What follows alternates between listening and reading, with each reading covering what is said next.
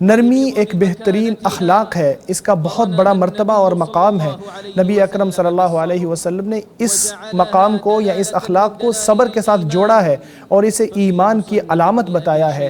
مصنف ابن ابی شیبہ کی روایت ہے کہ جابر رضی اللہ تعالیٰ عنہ بیان کرتے ہیں کہ نبی اکرم صلی اللہ علیہ وسلم سے کہا گیا کہ اللہ کے رسول کون سا عمل سب سے افضل ہے؟ آپ صلی اللہ علیہ وسلم نے فرمایا صبر اور نرمی، صبر اور نرمی یا رواداری۔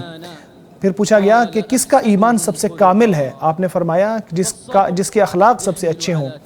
صبر اس چیز کی طرف لے کر جاتا ہے کہ انسان ان چیزوں کو چھوڑ دے جن سے روکا گیا ہے، اور اسی طرح سماحت یا نرمی ان کاموں کو کرنے کی طرف لے کر جاتا ہے۔ معاملے کے اندر بھی انسان کو نرمی اختیار کرنی چاہیے تاکہ اللہ تبارک و تعالیٰ راضی ہو، کیونکہ سماحت اور رواداری ہمارا دین ہے۔ اسی کے ساتھ نبی اکرم صلی اللہ علیہ وسلم کو بھیجا گیا۔ نبی اکرم صلی اللہ علیہ وسلم کا فرمان ہے مجھے اس آسان دین توحید کے ساتھ بھیجا گیا ہے۔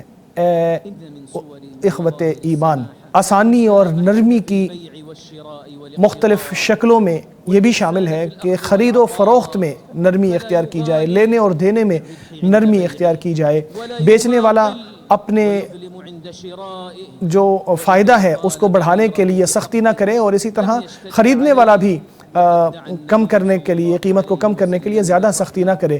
نبی اکرم صلی اللہ علیہ وسلم نے ان لوگوں کو دعا دی ہے جن کے اخلاق ایسے ہوں۔ صحیح بخاری کی روایت ہے کہ نبی اکرم صلی اللہ علیہ وسلم نے فرمایا اللہ اس شخص پر رحم فرمائے جو بیچتے وقت بھی نرمی اختیار کرے، خریدتے وقت بھی نرمی کرے اور تقاضا کرتے وقت بھی نرمی کرے۔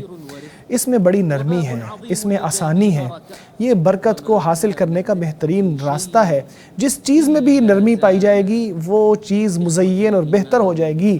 اخوت ایمان، جو نرمی کو اختیار کر لیتا ہے اس کا نفس پاکیزہ ہو جاتا ہے، اس کی روح بلند ہو جاتی ہے اور اس کے اخلاق بہتر ہو جاتے ہیں، اور اس کی نرمی اس کو اللہ تبارک و تعالیٰ کی نرمی بھی نصیب کر دیتی ہے۔ نبی اکرم صلی اللہ علیہ وسلم کا فرمان ہے لوگوں کے ساتھ نرمی کرو، آپ کے ساتھ نرمی کی جائے گی۔ آپ لوگوں کے ساتھ نرمی کرو، آپ کے ساتھ نرمی کی جائے، یعنی لوگوں کے ساتھ نرمی اختیار کرو۔ اللہ تبارک و تعالیٰ جو کہ خالق ہے وہ دنیا اور آخرت میں آپ کے ساتھ ویسی ہی نرمی کرے گا۔ اسی طرح صحیح مسلم کی روایت ہے کہ رسول اللہ صلی اللہ علیہ وسلم نے فرمایا ہے آپ سے پہلے جو لوگ گزرے ہیں ان میں سے کسی کا حساب ہو رہا تھا تو اس کے پاس کسی قسم کی کوئی نیکی نہیں تھی سوائے اس کے کہ وہ لوگوں کے ساتھ گھلتا ملتا تھا اور آسانیاں کرتا تھا ان کے لیے۔ جب وہ اپنے عمال کو بھیجتا تھا لوگوں سے تقاضا کرنے کے لیے اور کلیکشن کرنے کے لیے، تو وہ ان کو کہتا تھا جو آسانی سے دے سکے اس سے لے لینا، اور جو ایسا نہ کر سکے جس کے لیے مشکل ہو اس سے درگزر کرنا۔ تو اللہ تبارک و تعالیٰ نے اس کے لیے فرمایا کہ اس سے بھی درگزر کرو، اس سے بھی درگزر کرو۔ تو صحابہ کرام بھی آسانیاں اختیار کرنے والے تھے، درگزر کرنے والے تھے، نرمیاں کرنے والے تھے۔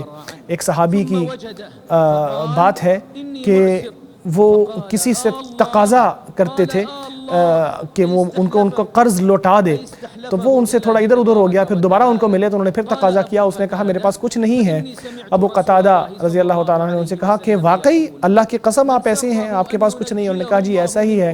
تو پھر انہوں نے کہا کہ میں نے نبی اکرم صلی اللہ علیہ وسلم کو یہ فرماتے ہوئے سنا ہے کہ جو اللہ تبارک و تعالیٰ کی خوشنودی حاصل کرنا چاہتا ہو وہ لوگوں کے لیے آسانیاں کرے، جو تنگ دست ہو اس کے لیے آسانی کرے۔